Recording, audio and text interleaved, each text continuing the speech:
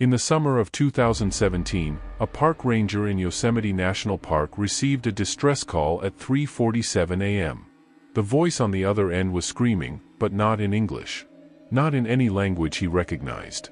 When rescue teams reached the coordinates 12 hours later, they found the hiker's tent. His sleeping bag. His boots, still laced. But the man himself? He was found 3 miles away, standing waist-deep in a freezing lake. He was alive. Eyes open. But when they pulled him out, he couldn't remember his own name. And he kept repeating the same phrase, over and over, "They were calling me. They wanted me to come home." What you're about to hear are 3 documented cases from America's national parks. Cases that rangers don't talk about. Cases that were buried in incident reports and marked as accidental or unexplained. But the people who survived? They tell a different story. Let's begin. Story 1, The Disappearing Trail, Great Smoky Mountains. The Great Smoky Mountains span over 800 square miles of wilderness straddling the border between North Carolina and Tennessee. It's the most visited national park in America. More than 12 million people walk its trails every year. But what most visitors don't know is that the Smokies also hold the record for something else, the highest number of unexplained disappearances in the national park system. One case, in particular, has haunted park officials for decades. October 14, 1998. A group of 6 college students from Knoxville decided to hike the Appalachian Trail section that cuts through Clingman's Dome. It was supposed to be a 2-day camping trip. Nothing extreme. The weather was clear. Temperature in the mid-50s. Perfect hiking conditions.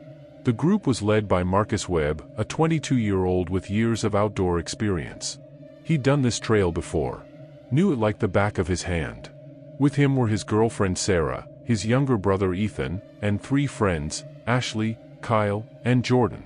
They started the hike just after noon, planning to reach their campsite at Siller's Bald by sunset. The trail was well marked. 14 miles. Moderate difficulty.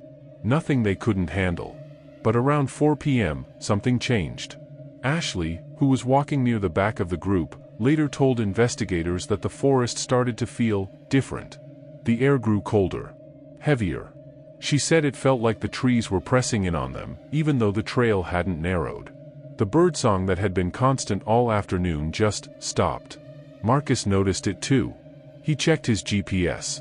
They were on course. But the trail markers, the white blazes painted on trees every 100 feet or so, had vanished. "We should have passed 3 markers by now," he said, stopping the group. They backtracked. Retraced their steps for half a mile.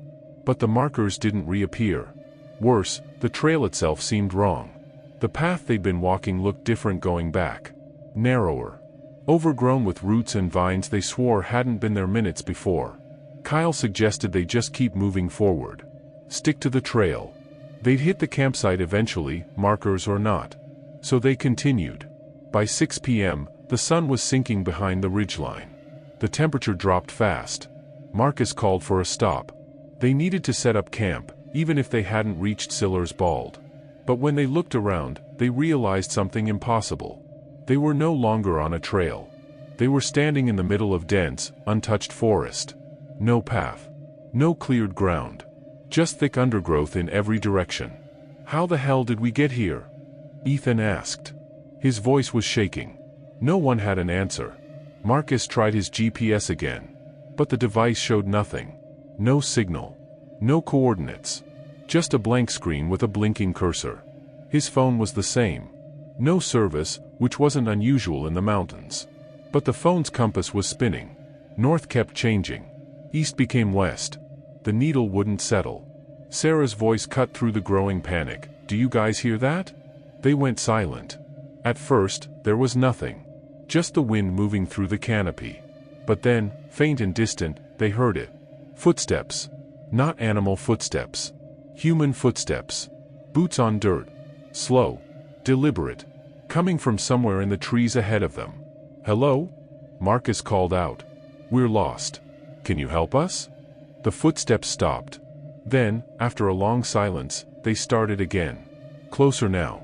But still out of sight behind the darkening tree line. Ashley grabbed Marcus's arm. "We need to go. Now." "Go where?" Jordan whispered. "We don't even know which way is out." The footsteps were getting louder. Closer. But they couldn't see anyone. The forest was too dense. Too dark. And then Marcus saw it. Between two oak trees, maybe 30 feet ahead, there was a figure. Standing perfectly still. It was shaped like a person. Tall. Thin. But something about it was wrong. The proportions weren't right. The arms hung too low. The head was tilted at an angle that made Marcus's stomach turn. "Let's move," he said. His voice was steady, but his hands were shaking. "Back the way we came." But when they turned around, they saw the same figure. Standing behind them now. Same height. Same unnatural posture. Except this time, it was closer. Maybe 20 feet away. "There's two of them," Kyle breathed. "No," Sarah whispered, her eyes locked on the trees to their left. "There's more." She was right. All around them, barely visible in the fading light, were shapes. Human-shaped. But not human.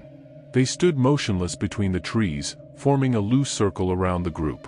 Ethan's flashlight beam swept across one of the figures. For just a moment, the light caught its face. It didn't have one. Where eyes and a mouth should have been, there was just smooth, pale bark-like skin. Featureless. Empty. Ashley screamed. And the moment she did, the figures moved. Not walking. Gliding. They closed the distance in seconds, faster than anything should move through dense forest. The group ran. Crashed through undergrowth. Branches tearing at clothes and skin. They didn't know where they were going. Didn't care. They just ran. Marcus lost track of time. Could have been minutes. Could have been hours. But eventually, the trees opened up, and they stumbled onto a paved road. Highway 441. Headlights appeared. A car stopped. A terrified family inside unlocked their doors. When park rangers arrived an hour later, they found the group in shock. Scratched. Bleeding. But alive. The rangers led them back into the forest to find their gear. They walked for 30 minutes. But they never found the spot where the group had been. No disturbed undergrowth. No footprints. No signs that 6 people had crashed through the woods in a blind panic. And the trail? The one they'd lost? The rangers showed them on a map. Marcus and his group had never left it. According to GPS records and witness statements, they'd been on the marked trail the entire time. But that's not what haunted Marcus for years after. It's what one of the rangers told him privately, away from the others. "You're not the first," the ranger said quietly. "People get turned around out here all the time. But the ones who come back? They all describe the same thing. Figures in the trees. Faces that aren't faces. And they all say the same thing about the forest: it doesn't want you to leave." The ranger looked over his shoulder, back toward the dark tree line, before adding, "The ones who describe that? They're the lucky ones. Because most people who see those things? We never find them at all." Story 2, The Staircase in the Woods, Pacific Northwest. There's an unwritten rule among experienced park rangers in the Pacific Northwest. A rule they don't put in training manuals. Don't discuss in official briefings. But one that gets passed down, ranger to ranger, usually late at night around a fire or in a quiet moment during patrol. The rule is simple: if you see a staircase in the woods, you don't go near it. You don't touch it. You don't talk about it. And you sure as hell don't climb it. In 2009, a ranger named David Paulides began documenting strange disappearances in national parks for a series of books. What he found was disturbing. Thousands of people had vanished under bizarre circumstances.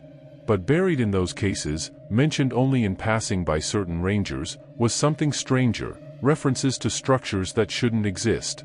Staircases. Freestanding. In the middle of nowhere. Brick staircases. Metal staircases. Ornate wooden staircases. Always pristine. No weathering. No rust. No rot. Just staircases leading up to nothing, standing alone in clearings or deep in the forest where no buildings had ever been. Most rangers refused to talk about them. But a few, the ones who'd been in the service long enough, would tell you, the staircases are markers. And if you find one, you've walked into a place you shouldn't be. One case from Olympic National Park proves why. June 2012. A man named Robert Chen, a 34-year-old software engineer from Seattle, decided to do a solo camping trip in the Hoh rainforest. It's one of the most beautiful and isolated areas in the lower 48 states. Temperate rainforest. Trees so thick they block out the sun. Moss covering everything. Silence so deep you can hear your own heartbeat.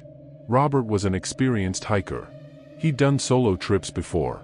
He filed his itinerary with park services, carried a satellite phone, and planned to be out for 5 days. On the third day, he made a satellite call to his wife, Emily. The call lasted 6 minutes. Emily later told investigators that Robert sounded off. Not scared exactly, but confused, disoriented. "I found something weird," he told her. "What kind of weird?" Emily asked. "There's a staircase out here. Like, a full staircase. Red carpet. Brass railings. It just stands there. In the middle of the forest." Emily laughed, thinking he was joking. But Robert didn't laugh back. "I'm serious," he said. "It's beautiful. Like something from an old mansion. But there's no building. No foundation. It's just here." Emily told him to stay away from it.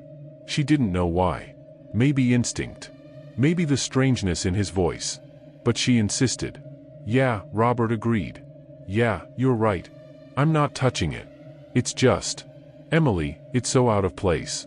I need to document this."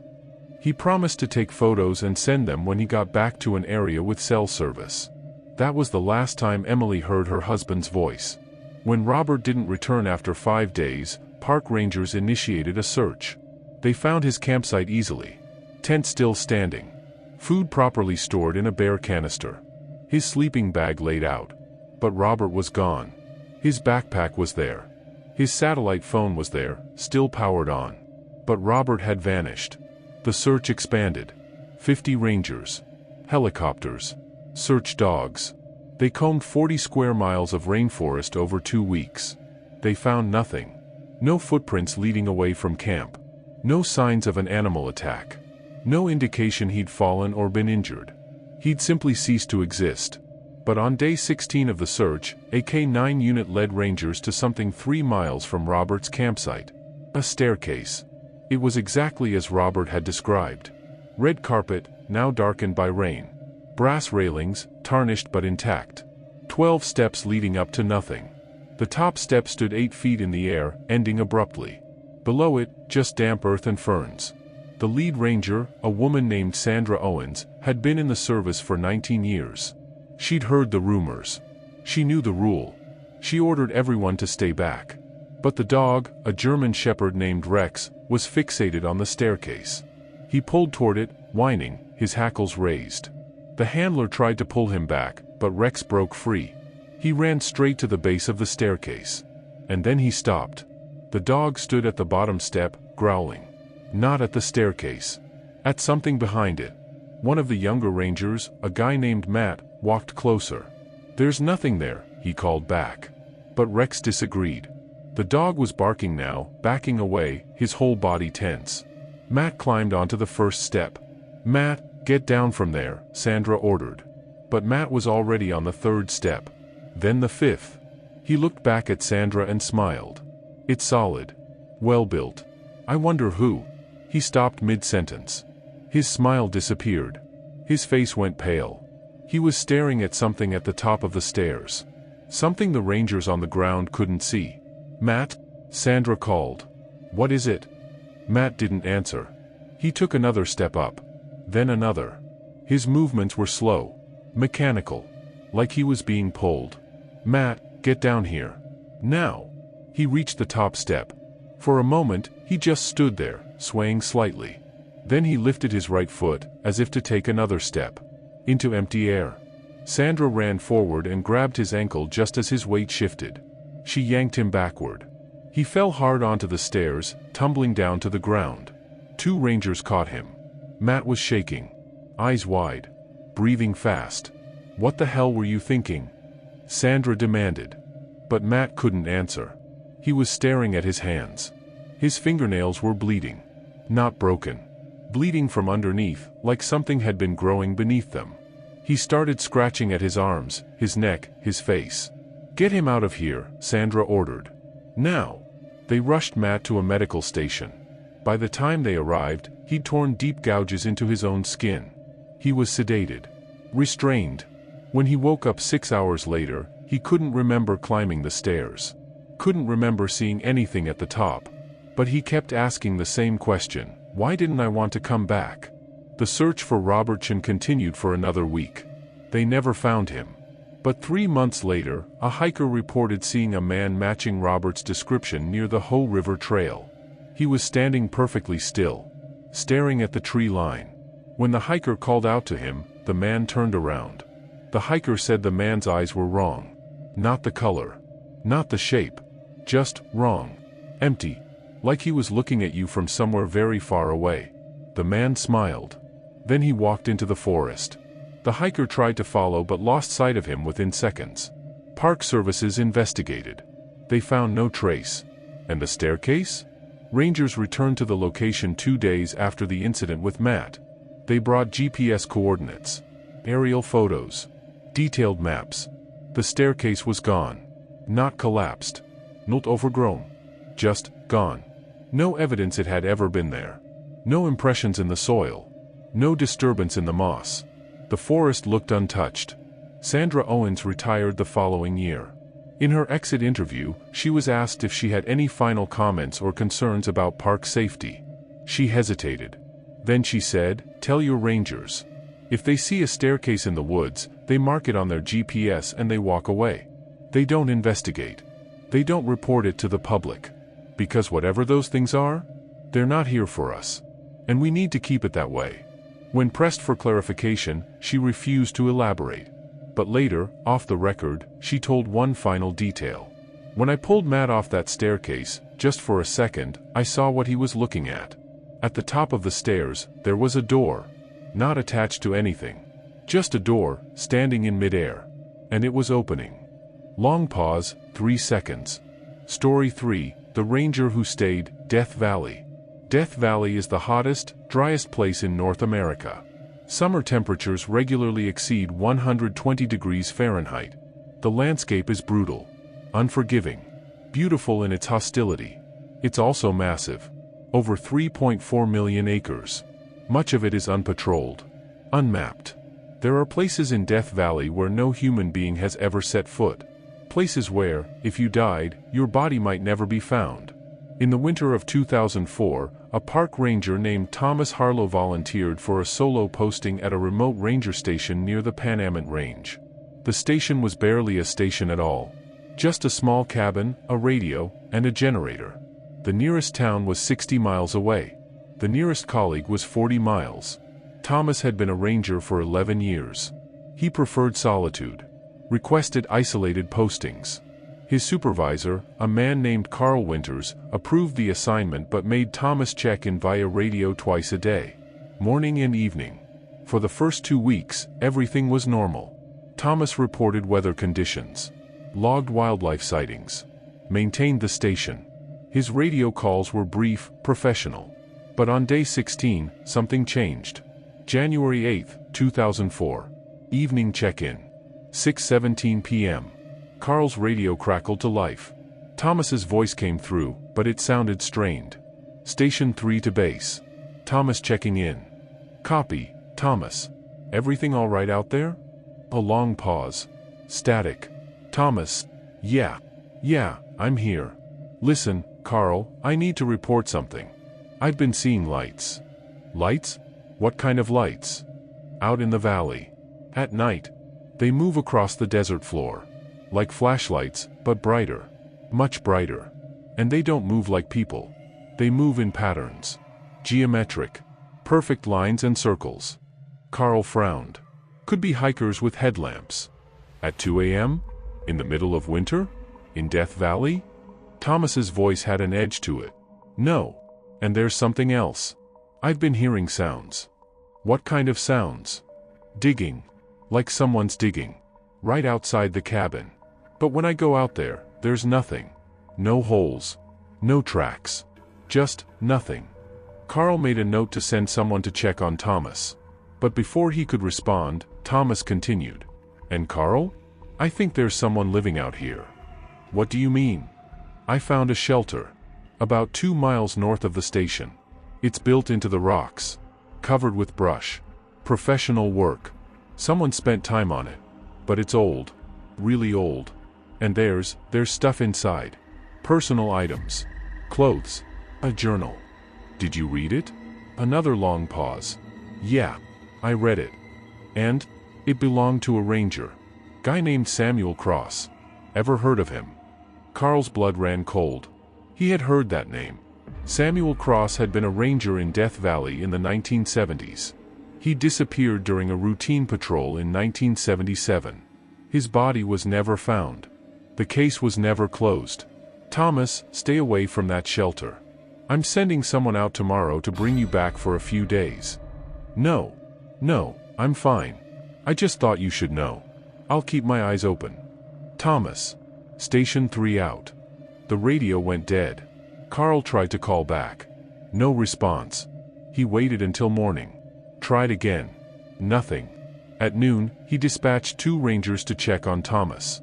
The drive took 3 hours on rough terrain. When they arrived at the station, Thomas's truck was there. The cabin door was open. Inside, everything looked normal. Thomas's gear was neatly stored.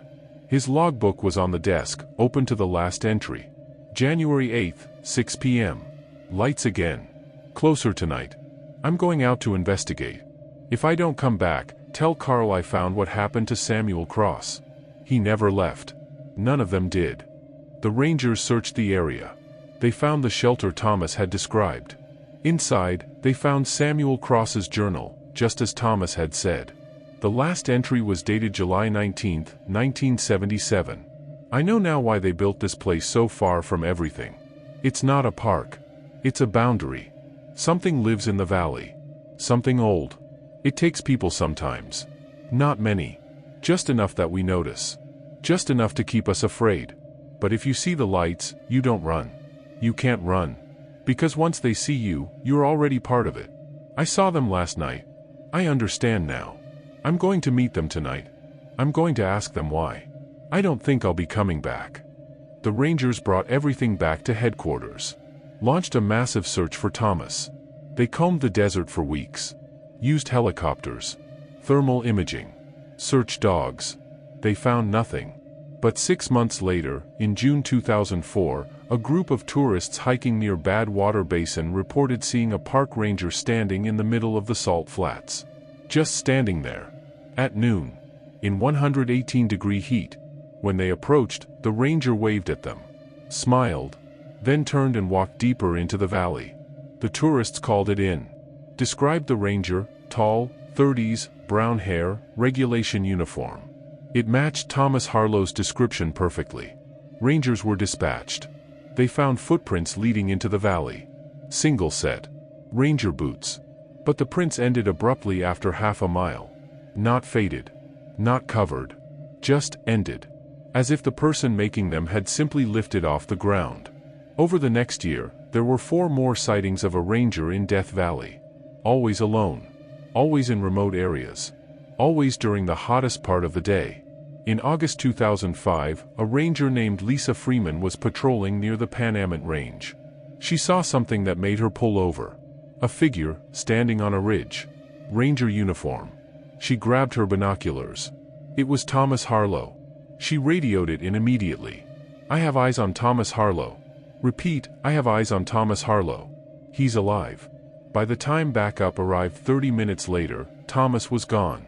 But Lisa swore she'd seen him clearly. Same face. Same uniform. But something about him was different. His skin, she told investigators. It looked textured. Like the desert. Like he was made of sand and salt. Carl Winters, now retired, was asked to consult on the case. He reviewed all the sightings. All the reports. Then he made a request to see Samuel Cross's journal again. He read through it carefully. And near the back, in an entry from July 1977, he found something the previous investigators had missed. I talked to one of the old-timers today. A Timbisha Shoshone elder. He told me about the lights. His grandfather told him. His great-grandfather before that. They have a name for the things that make the lights. Roughly translated, the ones who stay. They're not evil. Not exactly. But they're collectors. They take things from the desert. Rocks. Plants. Animals. People. They don't kill. They preserve. They keep you. And if you see the lights, it means they've chosen you. You'll become part of the desert. Forever. Carl closed the journal. He never spoke publicly about what he read. But he did make one recommendation to Park Services. If anyone reports seeing a ranger in Death Valley matching Thomas Harlow's description, they are to observe only. No contact. No approach. Mark the location and move on. Because Thomas Harlow is still out there. Rangers see him once or twice a year. Always alone. Always in the distance. Sometimes at stations he used to patrol. Sometimes in places no one goes. He never speaks. Never approaches. Just watches. And according to the few rangers who've seen him up close, through binoculars or scopes, he's not alone anymore. There are others. Standing in the distance behind him. Men and women in old ranger uniforms. Styles from the 70s. The 80s. The 60s. All standing perfectly still. All watching. One ranger, a man named Kevin Torres, reported seeing Thomas in September 2018. He submitted a detailed report. In it, he noted something that made Carl Winters's blood run cold. The ranger I observed appeared to be Thomas Harlow. But his uniform patch was wrong. It wasn't the modern National Park Service patch. It was older. And when I zoomed in, I saw the year embroidered beneath it, 2004. The year he disappeared. It's like that's when he stopped. When time stopped for him. He's not aging. He's not changing. He's just there. Part of the landscape now. Part of Death Valley itself. 3 stories. 3 national parks. 3 people who walked into the wilderness and became something else. Marcus Webb still won't go hiking. He lives in Atlanta now, works in an office, won't even camp in his backyard. But sometimes, late at night, he swears he can hear footsteps outside his window. Slow. Deliberate. The same rhythm he heard in the Smoky Mountains. Robert Chen's wife, Emily, never remarried. She keeps his satellite phone charged. Just in case. Once a year, on the anniversary of his disappearance, she calls the number. It rings. But no one answers. Except last year, on June 11, 2023, someone picked up. She heard breathing. The sound of wind through trees. And then, faint, so faint she almost missed it, her name. Emily. Just once. Then the line went dead. And Thomas Harlow? He's still out there. Still patrolling. Still watching. Rangers don't talk about him. Don't log the sightings officially. But they know. They've all seen him at least once. Standing on a ridge. Waiting. The national parks are beautiful. Majestic. Millions of acres of pristine wilderness. But here's what they don't tell you in the brochures. Some places aren't meant for us. Some trails lead to destinations we were never supposed to find. And some people who walk into the woods don't come back. Not because they're dead. But because they found something that wanted to keep them. So the next time you're hiking in a national park, and the trail markers disappear, or you see a staircase where no staircase should be, or you see lights moving across the desert at night, maybe just turn around. Walk back the way you came. And whatever you do, don't follow the things that call to you from the trees. Because out there, in the deep wilderness, something is always watching. And it's always hungry for company. If these stories kept you up at night, make sure you hit that subscribe button and turn on notifications, because we dive into the darkest corners of the unexplained every single week. Drop a comment below and tell us, have you ever experienced something strange in a national park? We read every single one. And if you want more nightmare fuel, check out the video we just posted about the abandoned town where people still live. Thanks for watching, and remember, not all mysteries have answers. Some mysteries have teeth. See you in the next one.